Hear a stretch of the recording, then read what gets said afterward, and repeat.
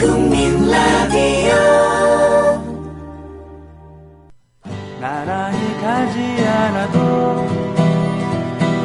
우리는 하나 세상은 힘들게 해도 우리는 조합원 우리는 하나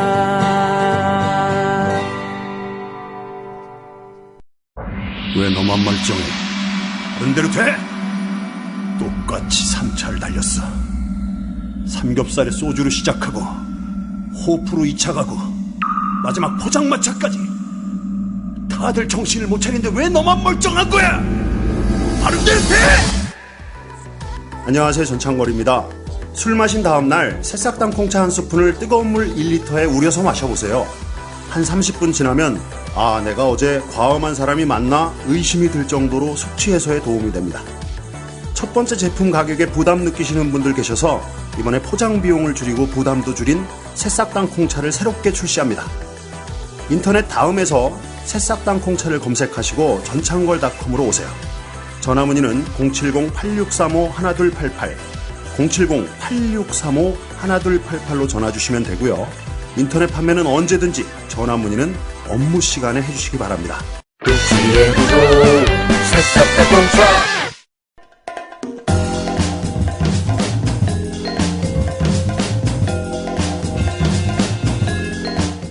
고상만의 수사반장.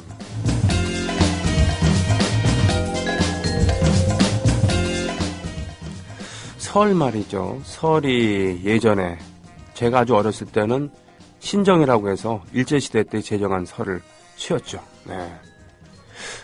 나중에 음력설로 돌아왔을 때 뭐 민속의 날이라고 지정했다가 아예 설날로 됐습니다만 역시 뿌리 박혀 몇천 년 동안 내려온 전통을 당장 바꿀 수 없었으니까요. 그래서 설날로 복원된 다음에 가끔은 그런 생각을 합니다.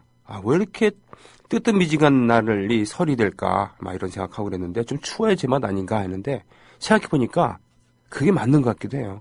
좀 포근하고 그래야지 새해를 맞는 그런 기분이 좀 나고 곧 힘내서 농사를 지어야지 라는 이런 생각도 들고 그럴 거 아닌가 싶습니다. 아무튼요. 역시 한가위와 더불어서 이 민족의 큰 명절 게르만족의 대이동에 비견됩니다만 그보다 훨씬 더 격렬하게 이동을 하는 것이죠. 네, 물론 중국의 케이스에는 못 미치죠. 네, 거기는 억 단위로 움직이니까 말이죠. 네, 그래서 오늘 고상만의 수사반장 고반장님께 오늘 좀 따뜻한 얘기를 좀 부탁드렸습니다. 따뜻한 얘기를 들고 오신 우리 고반장님 모시겠습니다. 안녕하십니까? 네, 안녕하세요. 네, 고상만입니다. 네. 오늘은 표정부터 좀 밝아요. 예. 하긴 우리 시작할 때는 웃으면서 시작했다가 네. 끝날 때 인상 구기면서 맨날 방송 끝나잖아요. 그죠? 예. 오늘도 그럴 것 같은데요. 오늘도 그럴 것 같고, 오늘 준비한 이야기는 두 가족. 예. 예, 두 가족 이야기잖아요. 네. 예. 아까 전에 우리 형님 말씀하셨던 것처럼 저는 참 어렸을 때 설날 참 좋아했어요. 어렸을 때 전 추석은 도대체 왜 있는지 이해를 못 했고. 그랬어요? 왜냐면 추석날은 누구도 돈을 주는 사람이 없더라고요.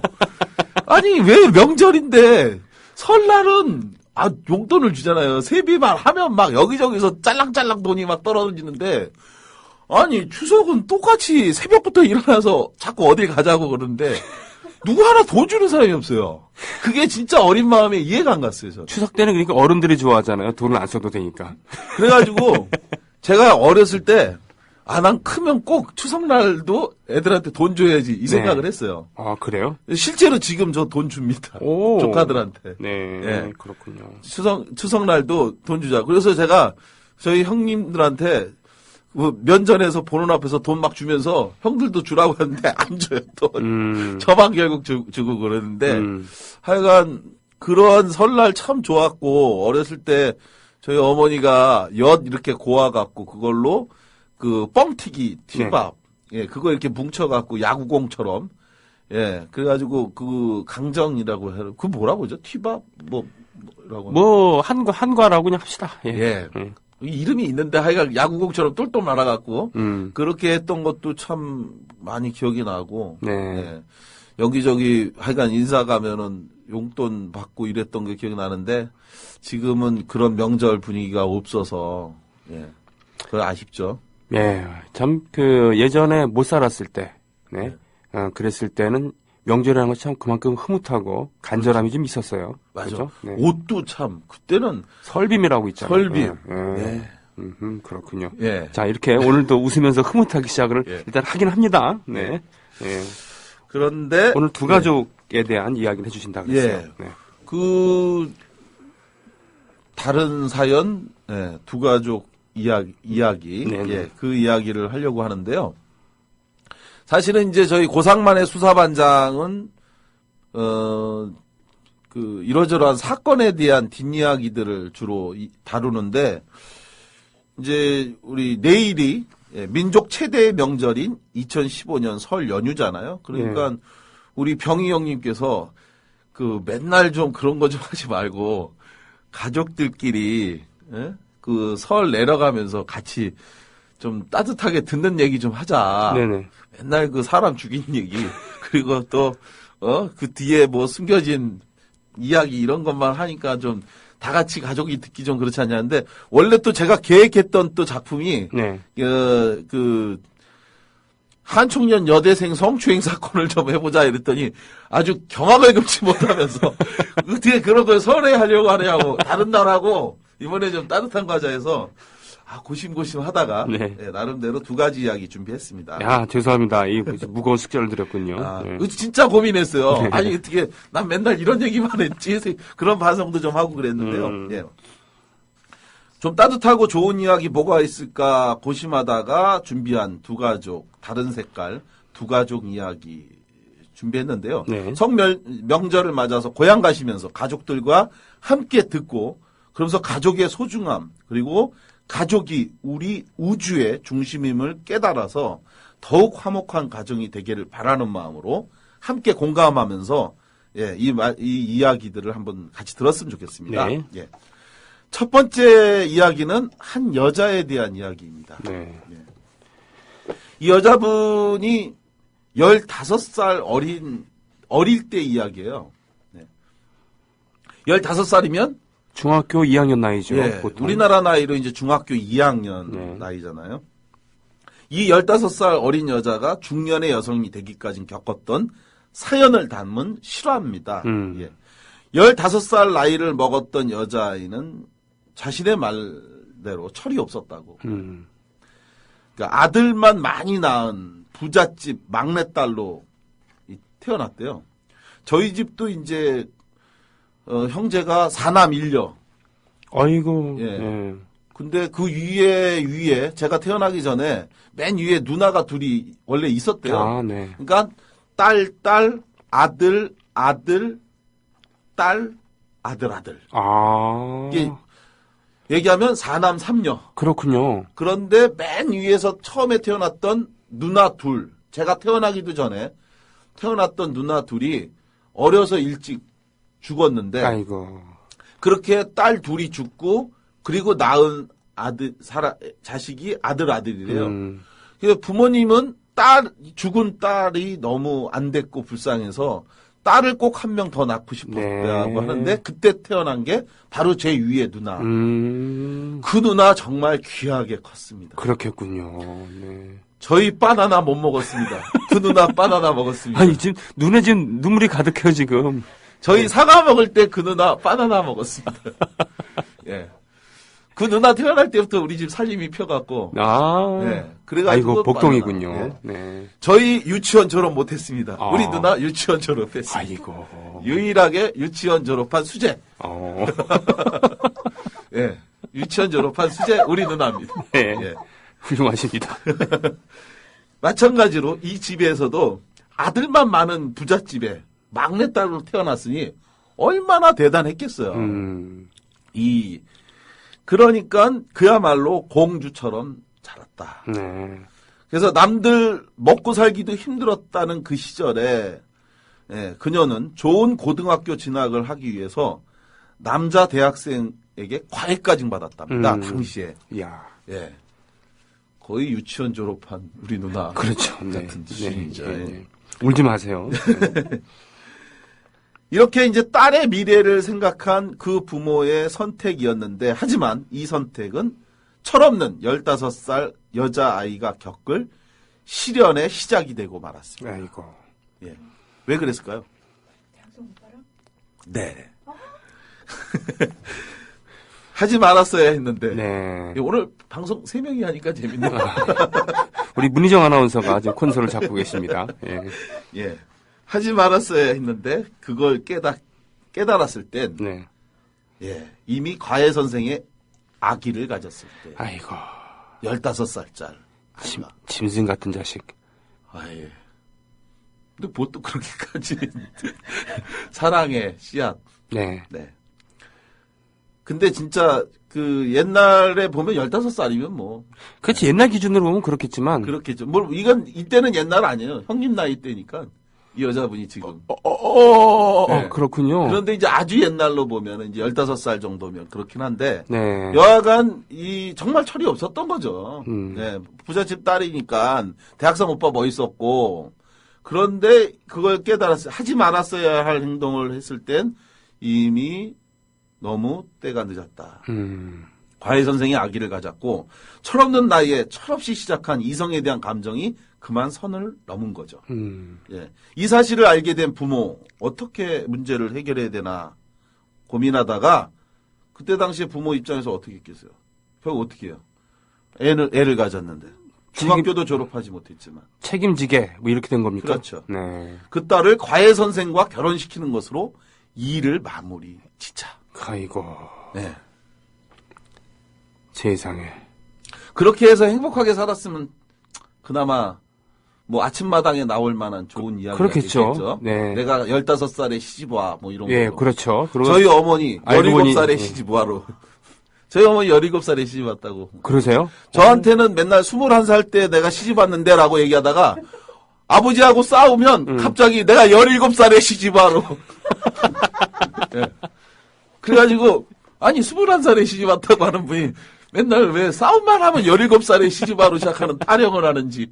그런데 알고 보니까 창피하니까 21살이라고 평상시에 제정신일 때 뭐 그렇게 하시고 이성을 잃었을 이성을 때는? 잃으면 17살에 시집와. 어허. 이게 됐던 거더라고요. 그렇군요. 네. 네. 근데 이때도 이제 마찬가지로 15살에 이제 시집을 갔는데 불행하게도 그 시련은 이때부터 본격적으로 시작됐다고 합니다. 아이고. 이제 여중생이었던 아이가 집안의 며느리로 들어왔는데 어느 시집에서 그게 달갑고 곱게 보였겠어요. 남들의 눈에, 세상 사람들 눈에는 자기 아들이 철없는 여자아이를 어찌했다라는 부끄러운 증거가 된 거죠. 그 며느리 역할을 한다고 하지만 또 15살짜리 여자아이가 하는 게 얼마나 잘하고 또 이미 미운 털이 박혀서 들어온 아이가 노력한다고 네. 시부모 눈에 그게 예뻐 보일 리 만무했죠. 쉽지 않겠네요. 네.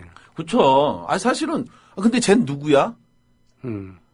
그럴 거 아니에요. 친척 이거 뭐 누가 와서 못 보던 애가 뭐 일하는 애 들였어? 조그만 애? 그 애도 있는데. 애를 가지고 이게 어떻게 된 거야? 그러니까 시댁 쪽에서 볼 때는 미치는 거죠. 사실은 네. 대학생 군대도 안 간 놈이 애를 여자애를 어떻게 했다 이래 가지고 왔으니 그러니 자연스럽게 시댁 생활은 2중 3중의 고역과 고통이 될 수밖에 없었죠. 네.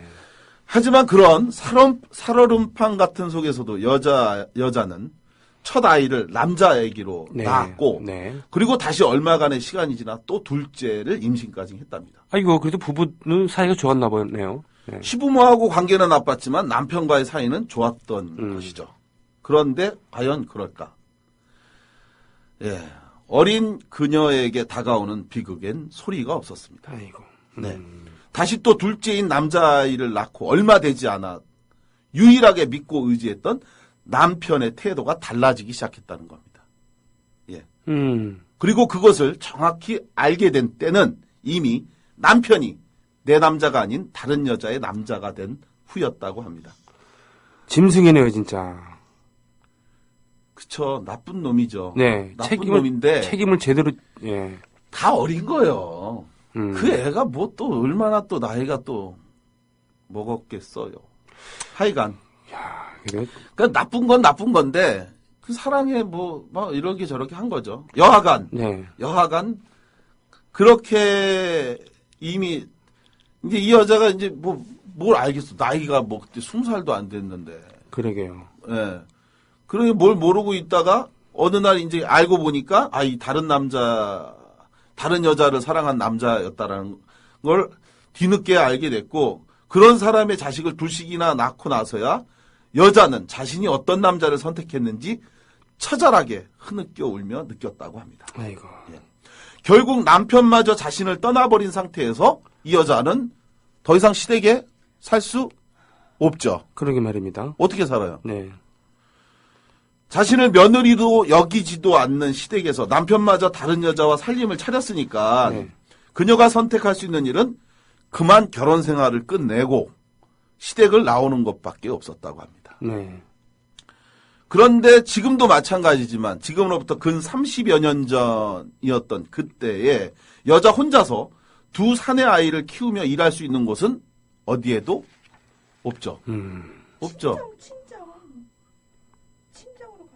친정으로 가야 된다고 문희정 아나운서가 어드바이스를 하고 네. 있습니다. 네. 그래서 결국 얼굴 들 면목도 없었지만 그녀가 찾은 곳은 우리 문희정 아나운서가 말씀하신 것처럼 친정집으로 갈 수밖에 없죠. 네. 어디게 그 나이 20살도 안 된 여자가 아이 둘을 하나는 걸리고 하나는 없고. 아니 그 시댁에서는 그래서 애조차도 책임지지 않는 거예요? 그렇죠. 새로 여자를 결혼했으니까 계속 들고 나왔대요. 참 정말 옳지 않네요. 네, 싫어합니다 이거. 참. 네. 그래서 결국은 얼굴들 면목도 없지만 그녀는 자신의 가족을 찾아갔는데 철없는 행동으로 떠났던 자신의 가족을 찾아가서 그녀는 미안하지만 죄송하지만 제가 돈을 벌 때까지만 제 아이 둘만 돌봐달라고 부탁을 했다고 합니다. 네. 자신의 한심하고 처량한 신세에 얼굴조차 들지 못했던 차마 그 말을 하러 찾아가는 길에 죽기보다 더 괴로워 몇 번이나 길거리에서 벽에 머리를 찌우며 울며 찾아갔다고 합니다. 아이고 그렇게 애지중지했었던 그런 친정에 참. 그쵸. 자기 잘 살 거라고. 네. 자기가 사랑하는 남자를 무시하지 말라고. 그렇게 얘기하면서 떠났는데 결국 그 남자마저 떠나버린 후 아이 둘을 데리고 그 시집으로 찾아가는 게 이 여자가 죽기보다 괴로워 몇 번이나 길거리에서 머리를 들이받으면서 아이고. 그렇게 이제 찾아갔다. 예. 아이고 내 여동생이 그랬다 그러면 참. 그죠? 예. 하지만 나이 차이가 많이 나던 큰 오빠는 다행히도 네. 그 어린 막내의 얼굴을 보면서 음. 그렇게 하마라고 아이고. 허락을 해줬다고 합니다. 내가 다시 새롭게 삶을 찾을 수 있도록 돕는 게 그것이라면 그렇게 해주마. 라고 하면서 큰오빠는 약속을 했고 그리고 아예 자신의 호적에 여동생의 두 아들을 친자로 올려줬다고 합니다. 세상에. 그러면서 당시 고작 20살도 되지 않았던 여동생이 새롭게 인생을 출발해서 좋은 남자 만나 행복하게 살아라. 네네. 이렇게 했다는 것이죠. 멋있네요. 역시 이럴 때 가족이라는 울타리가 얼마나 소중한 것인가를 그렇죠. 예, 새삼스럽게 이건 나라도 못할 거잖아요. 그죠? 네. 좀 막장 드라마 같으면 막 내다 버리고 막 이렇게 했을 텐데. 그러게 말이에요. 근데 이제 사실은 통상적인 사람들은 그리고 정말 큰오빠하고 이제 아들만 많은 집안에 막내딸로 태어났는데 다행히 이 오빠는 이 여동생을 정말로 사랑했던 거죠. 아침 드라마로 시작했다가 지금 저녁 홈 드라마로 마무리되는 그런 느낌이네요. 그죠? 왠지. 예. 네. 그리고 야간에 심야 드라마로 이제 갈까요? 저기 손님 여기서 이러시면 안 되고요. 자, 하지만 그 여자는 오빠가 얘기한 것처럼 새롭게 인생을 다른 좋은 남자 만나 이런 게 아니라 죽어라 일만 했다고 합니다. 예. 하루빨리 돈을 벌어서 자기 아이들을 비록 지금 오빠의 친자로 올라갔지만 다시 들고 와서 내가 키워야지. 그래서 죽어라 일만 했고요. 그리고 쉬는 날이면 호적상 지금은 조카가 됐지만 두 아들을 만나러 큰오빠 집에 찾아갔다고 합니다. 다행히도 아이들은 자기를 참 착한 고모로 여겼고, 예, 그러게요. 예, 어린이날이든 뭐든 생일날이든 가서 막 사주면서, 예. 얘기를 못했군요. 예. 그러면서 이제 참 착한 고모로 알았대요. 네네. 애들이. 그래서 잘 따랐다고 합니다. 네. 그러면서 엄마면서 고모의 역할을 하던 여자 역시 자기 때문에 비틀어진 운명을 갖게 된 아이들에게 피해가 가지 않도록 늘 조심하고 또 그렇게 대했다고 합니다. 네. 그렇게 한 해, 또 한 해, 두 해가 시간이 그렇게 지나갔고요. 이제는 그만 말해야지 하면서 때로는 고민도 하고 결심도 하다가 머뭇거렸던 그런 시간들이 흘러갔는데 아이들이 어렸을 때는 아직 형편이 좋지 못해서 말을 하지 못했는데 자꾸 시간이 지나가서 어느 날 돌아보니 너무도 많은 시간이 지나갔더라. 그런데 놓쳤네요. 자신을 착한 고모라고 여기며 늘 반갑게 다가오던 아이들에게 어느 순간 아이가 확 커버린 걸 느꼈고요. 네네. 그런 아이들에게 어느 날 갑자기 자신이 엄마라고 말할 수 없는 상황이 왔다. 그럴 거 아니에요? 그럴 수도 있겠네요. 어쩌다 보면 우물쭈물하다 보면은 우물쭈물. 그리고 좀 그죠. 뭐라 그러나 사회통념상 그렇게 자랑스러운 그런 게 아니기 때문에 예. 그리고 여자가 전문성이 있는 중학교도 졸업하지 못한 여자가 일을 해갖고 무슨 돈을 벌겠어요? 식당이나 뭐나 이런 일을 해갖고 번 돈으로 무슨 집을 살 것이며 그러게요. 1년, 2년 내에 어떤 삶이 좋아지겠습니까? 그러니 집이라도 한 채 뭐 어쩌고저쩌고 뭐 이렇게 되는 거고 번듯하게 가게라도 뭐 해서 애들을 같이 살 수 있는 뭐라도 이렇게 내야 되겠죠? 그런데 그런 상태에서 그렇게 이렇게 하다 보니까 어느 날 갑자기 고모하고 부르는데 사실은 내가 네 엄마라고 얘기하기도 애매하니까 한 해 한 해 지나갔는데 그렇게 30여 년 세월이 훌쩍 지나갔다는 거예요. 네. 예. 그리고 마침내 다가온 어느 날 여자의 조카이자 네. 사실은 큰 아들이 결혼을 했다면서 소식을 알려왔답니다. 결혼을 한다. 이제 30여 년 세월이 지난 거죠. 예. 그러니까 결혼한다고 연락이 왔대요. 엄마라고 자기가 나설 수도 없는 그렇죠. 그런 자격 없는 엄마지만 마음으로나마 자기처럼 불행한 인연으로 살지 않기를 빌면서 다른 한편으로 여자는 그 아들의 결혼 소식을 듣고 울었다고 합니다. 그저 행복하게 살기를 바라면서 빌고 또 빌었는데 그런데 그 아들의 결혼을 하루 앞둔 그날 호적상 큰오빠의 아들이면서 조카였던 아들에게서 한 통의 문자 메시지가 휴대폰으로 들어왔다고 합니다. 예. 그리고 거기에 써있는 메시지였습니다. 고모, 내일 결혼식장에 예쁘게 하고 오세요. 그리고 그동안 꼭 하고 싶은 말이 있었는데 차마 하지 못한 말이 있었어요. 그런데 오늘은 꼭 해야 할 것 같아서요. 저 기억하고 있었어요. 사랑해요, 엄마. 이젠 좋은 사람 만나세요. 아빠, 아니 그분 같은 사람 만나지 말고요. 엄마를 정말 아끼는 사람 만나 지금이라도 행복을 찾으세요. 아이고 세상에. 그 순간 그녀의 눈에서는 30여 년간 참았던 눈물을 한꺼번에 흘렸다고 합니다. 예. 그러게요. 아이고 기가 막힙니다. 애가 모를 줄 알았는데 알고 있었고 큰아들은 기억하고 있었죠. 알고 있음에도 불구하고 티를 안 냈던 거군요. 네. 그렇죠. 그러니까 어렸을 때 아주 조금 했을 때 엄마였다고 하는 것들을 애는 기억하고 잊지 있었던 않고. 거예요. 예. 그러다가 점점 크면서 이 사람이 내 엄마다라는 걸 알았는데 네. 그걸 알았을 때는 자기도 그 얘기를 못하고 있었던 거예요. 그러다가 자신이 새로 가정을 꾸리는 그날 참아왔단 말을 한 거군요. 이제는 해야 되겠다. 참아하지 못한 말.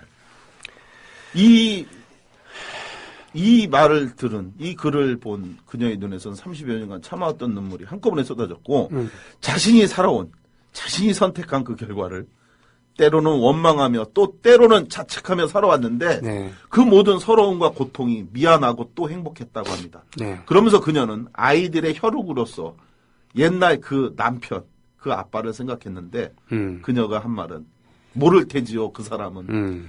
자신의 핏줄이 장가를 가고 또 한 명의 핏줄은 국방의 의무를 이행하러 군대에 간다는 사실을 그래도 괜찮습니다. 이제 저에겐 든든한 두 아들이 다시 생겼으니까요. 고맙다 내 아들. 네. 이러한 네, 말을 남겼습니다. 네.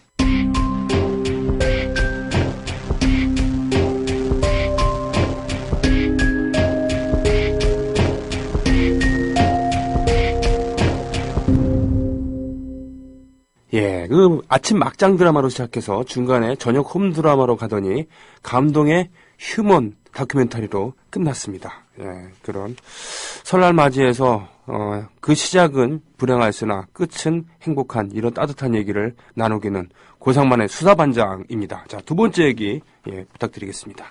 예, 두 번째 사연 1991년도 네. 예, 올해로 딱 24년 전 그러군요. 그죠? 네, 햇수론 25년 전이고. 예, 제가 직접 만났던 한 아이에 대한 이야기입니다. 예. 두 번째 이야기는 1991년도 3월에 당시 저는 그 학생운동 하다가 구속이 됐거든요. 네. 예.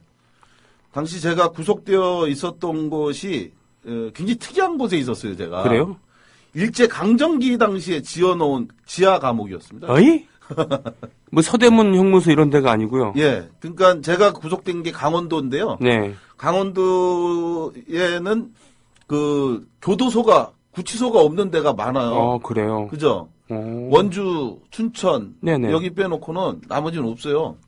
그래서 어디 그래서 계셨어요? 거기는 경찰서 유치장을 이른바 대용감방이라고 해갖고 일반 구치소보다 굉장히 크게 지어요. 그리고 나서 그것을 대용감방이라고 불러요. 대용 감방. 네. 그러니까 말 그대로 감방 대용이다. 네네. 그게 그 뜻이 대용감방인데 네. 거기에 이제 제가 수감되어 있었는데 네. 그게 일제시대 때 지었던 그래서 지금은 이제 허물고 네. 예, 새로 아주 근사하게 지었으니까 예, 가실 분들 가시면 됩니다. 지금은. 네. 지금은 아주 근사하게 지었고 그때는 되게 안 좋았어요. 91년도면은 해방된 지 46년이 지나고 그랬을 때였는데 지하 감방. 네. 야. 일제가 아주 튼튼하게 감옥을 지어갖고 무슨 뭐 장발장 찍는 것도 아니고 무슨 몬테크리스토 백작 찍는 것도 아니고. 튼튼하게 지었더라고요. 예. 밖도 안 보여요. 밖에도. 아이고. 지하 감방이라. 예. 네. 빛 하나도 안 보이는데 하여간 그곳에 제가 있었는데 사람이 세월이 지나고 보면 또 다 지나온 과거는 또 아름답지 않습니까? 그런가요? 안 그런가요? 결국은 그것도 사람 사는 세상. 세상이더라. 네. 예. 강도 흉악범들이 우글거리고 있어서 그런 곳에서 어떻게 사람 살까 싶지만 그래서 두렵고 걱정도 되지만 막상 들어가 보면 이 놀랍게도 다 착한 사람들입니다. 허허. 그죠? 예, 강도도 그렇게 순할 수가 없어요. 그래요? 아주 순합니다.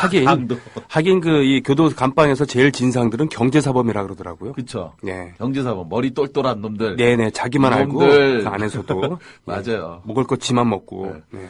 그걸 그 이른바 범털. 네. 얘네들은 그 돈이 있어서 또 사람들이 또 잘해줘요. 아 그래요? 그 먹을 거 그 사람들이 다 사니까. 음. 경제사범들. 근데 하는 짓은 얍삽하니까. 네네네. 그래서 경제사범 우리 방에 경제사범 한 원만 좀 넣어달라는데 그렇게 안 해주냐고 막 이렇게 따지는 사람도 있어요. 그래요?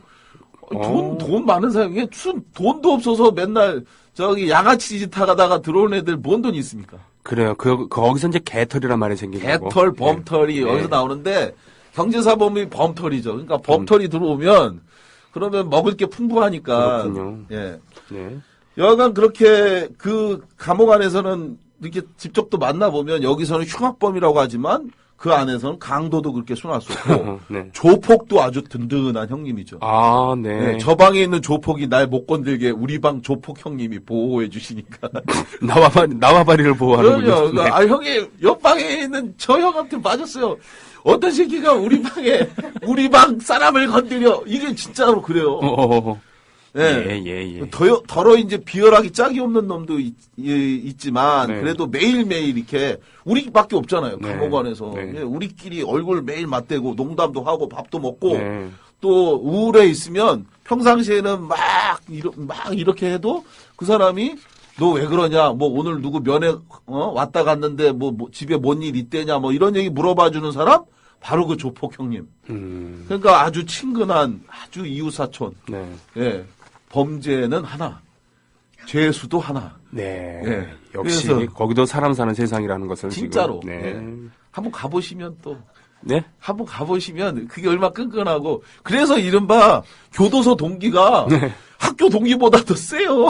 그래서 같이 범죄 저지르잖아요. 그럼요. 네. 그래서 예전에는 막 경제사범, 무슨 사범, 도둑, 강도, 떼강도 이런 사람들을 막 섞어 놓으니까 네.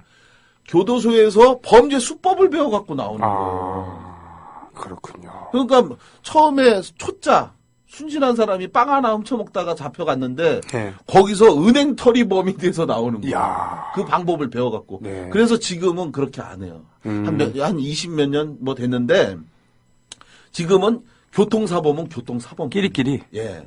경제사범은 경제사범끼리. 재미는 좀 없겠다. 예. 그렇게 둬요. 감옥 임수 재미. 하여간 그 안에서도 또 재밌어요. 네. 그 잘 지낸 사람. 네. 그런데 바로 그때 그곳에서 만난 사람 중에 지금도 기억에 남는 아이가 한 명 있었어요. 얘도 참 묘하게 앞서 얘기했던 것처럼 똑같이 15살 먹었던 남자아이였어요. 이번엔 남자아이. 예. 예. 여자애를 만날 수가 없죠. 아, 네네네. 예. 여자방과 남자 교도소는 다 달리구만. 예, 진한 아쉬움이 담긴 얼굴로 지금 아니, 무슨 얘기하고 말씀을 계십니다. 그런 사람이 아니요, 아니에요. 진짜 아쉬워하고 전혀 있어요. 그렇지 않아요. 네. 하여간 남자아이를 만났습니다. 네네. 아니, 교도소에서 여자를 만나면 또 뭐 할 겁니까, 정말. 아니, 왜 화를 내고 뭐가 그래? 아쉬워요, 아쉽게. 이 방송 제 아내도 듣는데. 아니, 왜 화를 내고 그래? 예, 네. 하여간. 그래서. 네. 근데 이제 15살 먹은 이 남자아이를 만났는데, 처음 그 아이를 만났던 기억이 뭐였냐면, 구속자 인사 때였어요. 그러니까 그곳에 이제 규칙이 있는데, 구속영장이 발부돼서 처음 구금시설에 딱 들어서면, 어떤 사람이든, 모든 사람은 반드시 선배 구속자에게 인사를 해야 합니다.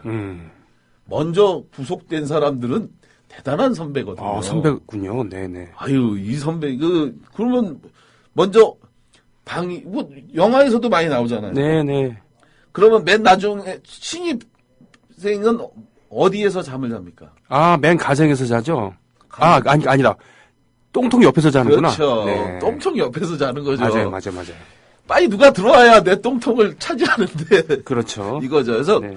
그 똥통서부터 이게 자는 거예요. 아, 그 서열을 안에 이제 매겨주는군요. 화장실이 네. 있잖아요. 그러니까 거기서부터. 거기가 왜 제일 나쁘겠어요? 자고 있으면 화장실 들어간다고 밟고 들어가는 것도 거기고 그러고. 냄새 나고 더럽고 네. 네, 심리적으로 안 좋죠. 그렇죠. 네. 여하간 그렇게 해서 이게 이제 그 안에 규칙. 두 번째 그러면은 똥통에서 자고 두 번째 뭐 하겠어요? 식기 닦아야 돼요. 식기. 예, 뭐 식기 닦고 그 다음부터 이제 쭉쭉쭉쭉 하고 맨 그 방의 방장은 두툼한 군용 모포를 석 장 깔아놓고 그리고 아랫목 뭐 거기에 뭐 불 떼는 것도 없는데 아랫목이라고 해갖고 거기 앉아 있고 뭐 이런 게 있는데요. 그런데 당시에 구금 시설의 방이 모두 11개였고 방마다 적게는 8명에서 많게는 10명 정도가 있었거든요. 네. 그러니까 약 수용자는 100여 명 정도가 있는데 네. 처음 구속자는 이 부채꼴 모양으로 만들어진 이 구금 시설의 중앙에 가운데 딱 서서 자신의 이름과 나이 그리고 자신이 구속된 이유 등에 대해서 큰 소리로 말을 하고 맨 마지막에 잘 부탁드립니다라고 크게 외친 다음에 방마다 찾아가서 인사를 하도록 되어 있는 게 여기 규칙이에요. 아이고. 이 규칙을 누가 가르쳐 주는 줄 아세요? 누가 가르쳐요? 경찰이 가르쳐. 예, 처음에 들어가서 이렇게 저렇게 하고 쓴 거를 아예 보여줘요. 자, 이거대로 외치고 그리고 경찰이 이게 가르쳐주고 네. 심사를 하고 목소리 좀 더 크게 하고 막 이렇게 웃기는 또 웃겨요. 예. 이런 걸 하지 못하게 해야 될 역할이 있는데 그렇게 누군가가 관리하도록 맡겨놔야 자기네들이 편하니까. 그렇죠. 그 일종의 EJ 수법입니다. 그러니까. 예, 그 군대에서도 그 일제 그 군사 문화가 남아 있어 갖고 거기서도 그 간부들이 은근히 사병 사이의 그 위계 질서 이런 거 묵인하고 그렇지 않습니까? 네. 윤일병 사건 때 그 하사가 바로 네. 그런 거죠. 그렇죠. 때려라. 네. 군대 내에서 일정한 가혹행위, 구타 필요하다. 간부가 가끔 그런 얘기 하잖아요. 요즘 그 중대 분위기가 좀 어수선하다. 아이, 병장들 뭐 하는지 모르겠어. 한마디 하고 딱 가면은 병장들이 빡 돌잖아요. 그렇죠. 그다음부터 이제 막 그냥 죽었다 하는 거죠. 복창해야죠. 예.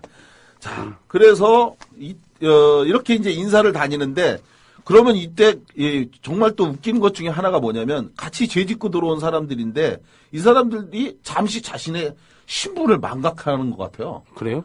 그러니까 자기도 죄를 짓고 들어온 건데 네. 마치 자긴 죄 없이 들어온 선량한 사람인 것처럼 지금 막 들어와서 인사하는 죄수들에게 인생 똑바로 살라면서 야단을 치고 또 심지어는 훈계도 합니다. 아이고 세상에. 이렇게 들어와 갖고서는 훈계하고 야단 칠 때 가장 많이 엄청나게 맞는 사람이 있어요. 아 맞아요? 때려요. 오. 막 때려요.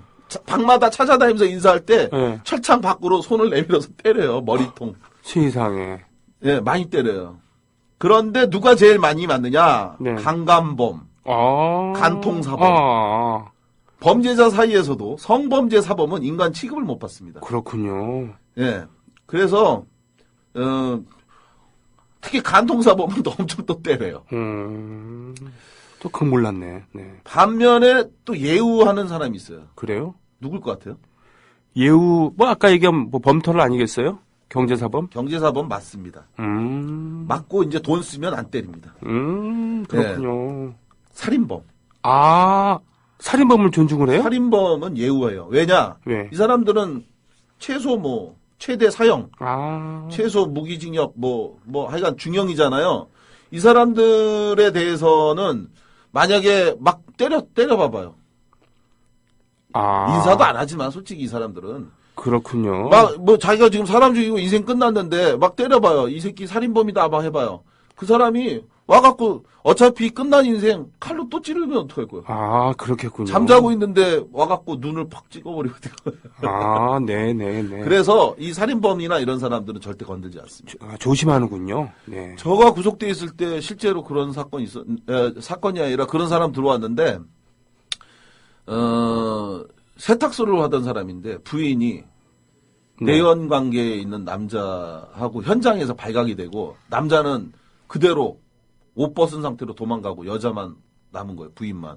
여자를 죽이고 그리고 오늘 따뜻한 얘기 하기로 한 날이죠. 네. 그런 네. 얘기 이제 아무튼 그만하고. 15살 남자애. 네.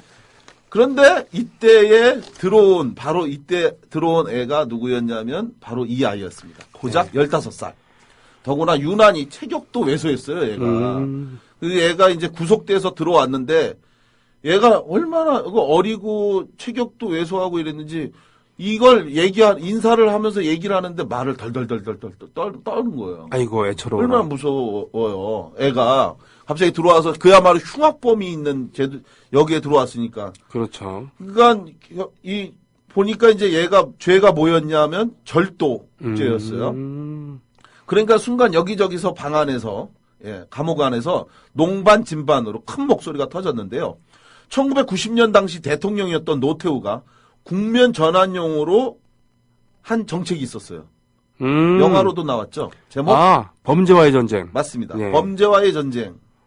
이걸 선포해갖고 각 방마다 하여간 조폭들이 넘쳐나고 있었거든요. 그건 아세요? 범죄와의 전쟁은 전형적인 일본식 장명입니다. 아, 그래요? 범죄와 전쟁 하면 되는데 범죄와 전쟁. 범죄와의 네. 이렇게 의.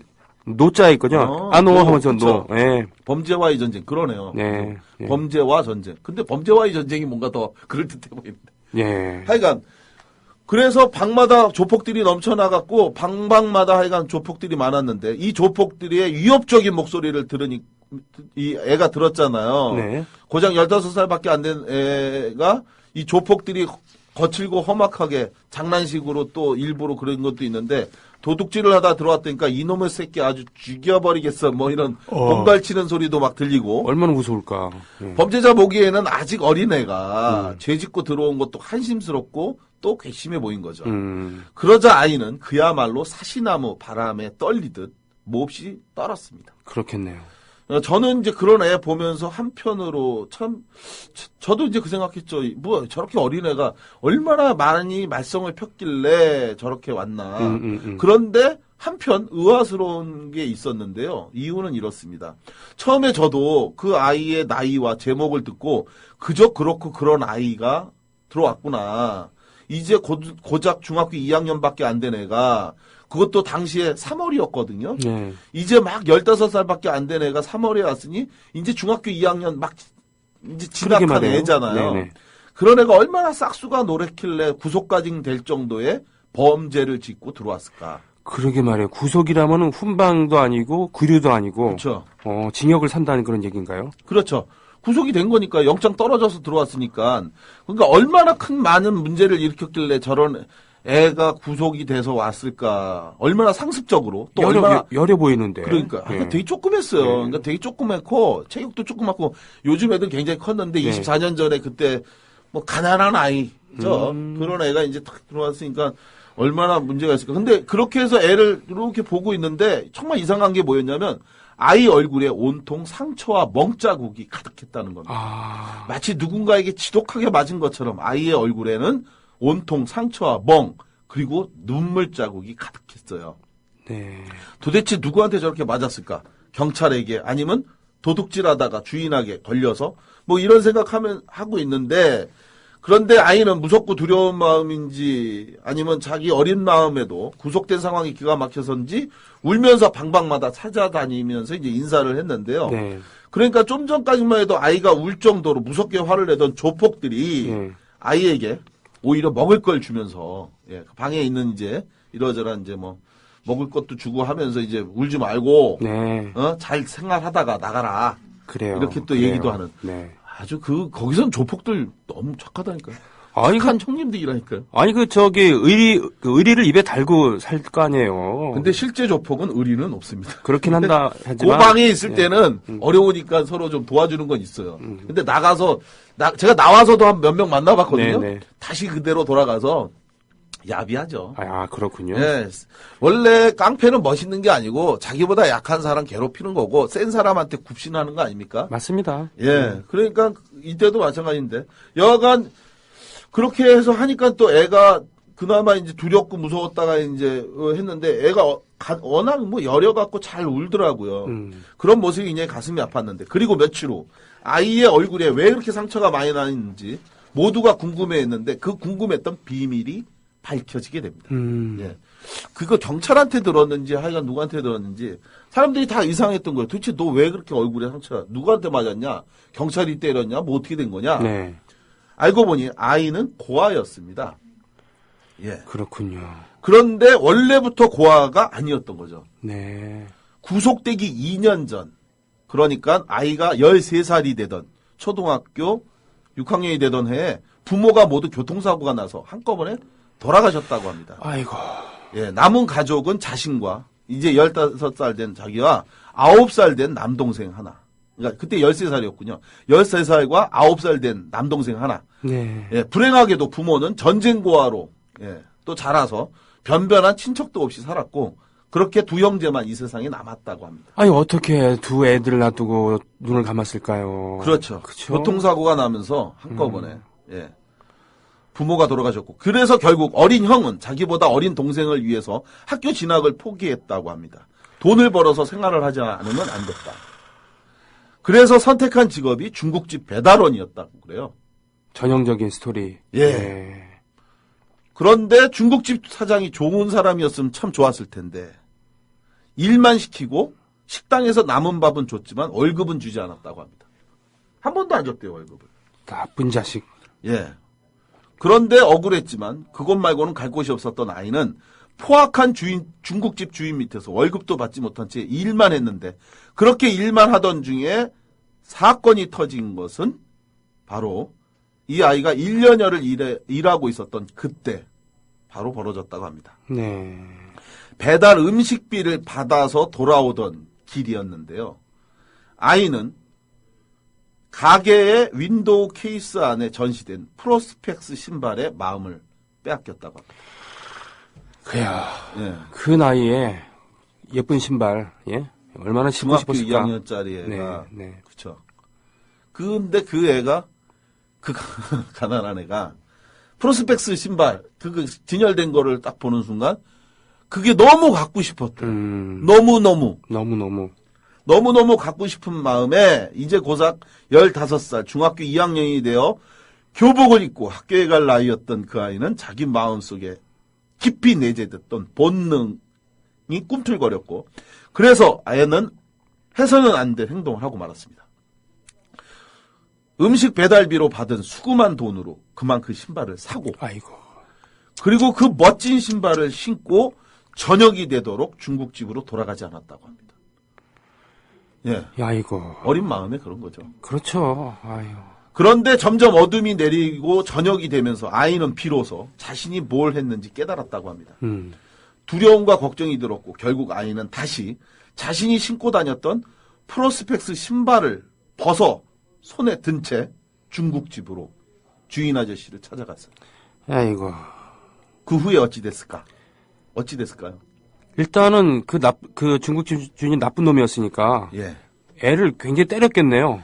중국집 사장은 애를 때리기 시작했다고. 음. 예. 사장님, 죄송합니다. 제가 신발을 그만 샀다고. 그러면서 그 신고 다녔던 신발을 벗어서 손에 들고 그리고 원래 신고 있었던 더러운 신발을 신고 갔는데 그 애를 사장은 때리기 시작했다고 합니다. 도둑놈이라면서. 그리고 영업시간에 배달도 하지 않아 손해가 막심하다면서 사장은 아이에게 사정을 두지 않고 폭력을 행사했고요.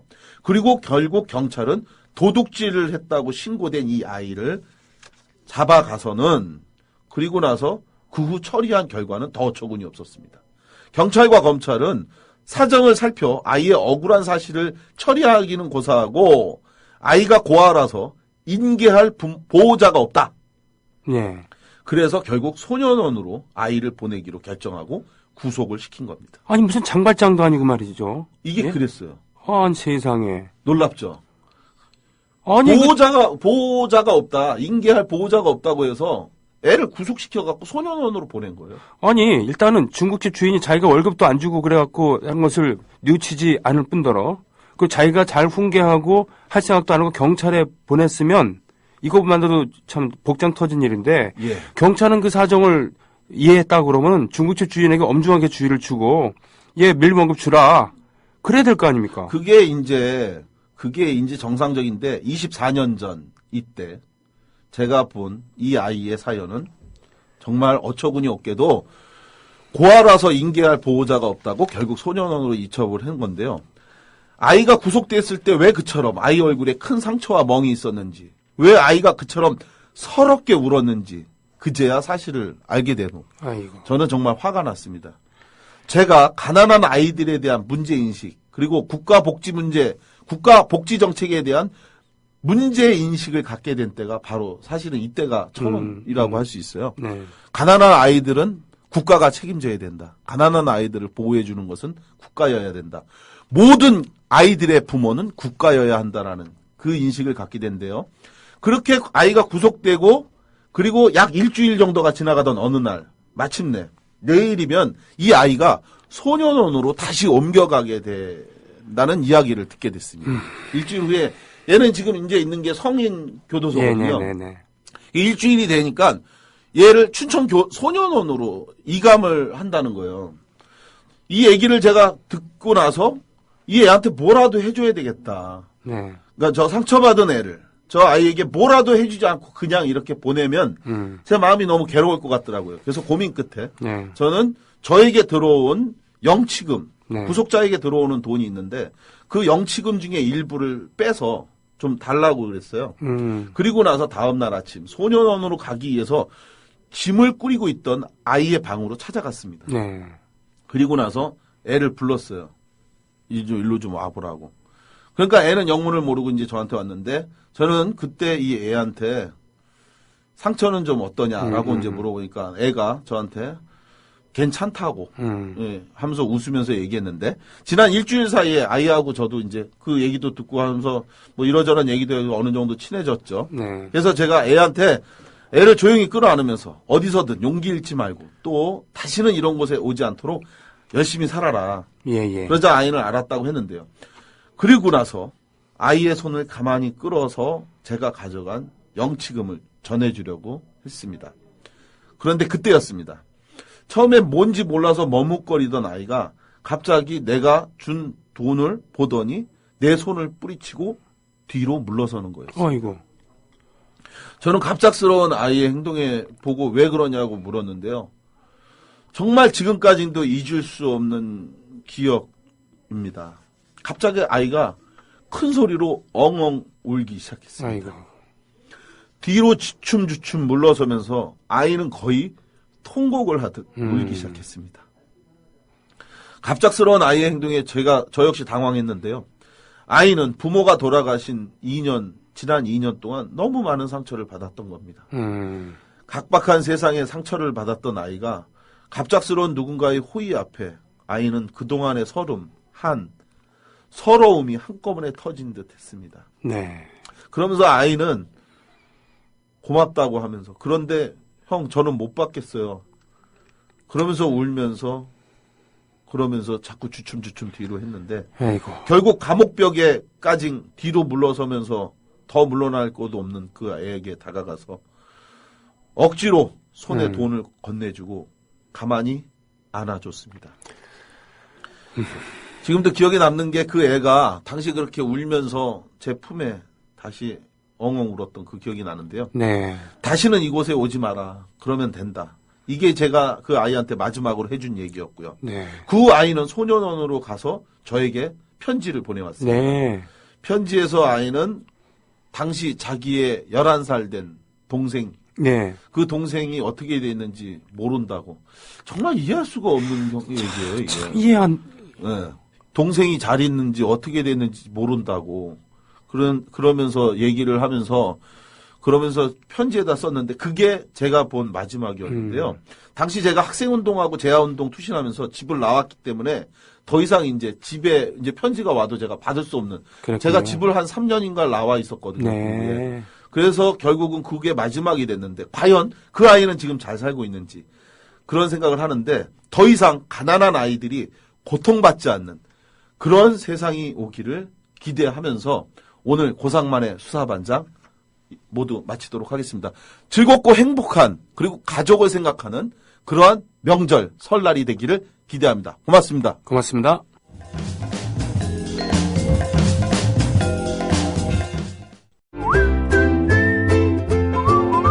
국민라디오 팟캐스트 응원하는 가장 쉬운 방법 아시나요? 다운로드하기, 별점 주기, 댓글 달기, 구독하기. 국민라디오 팟캐스트 널리 알리는 가장 쉬운 방법. 다운로드하기, 별점 주기, 댓글 달기, 구독하기. 기억하세요. 다운로드하기, 별점 주기, 댓글 달기, 구독하기.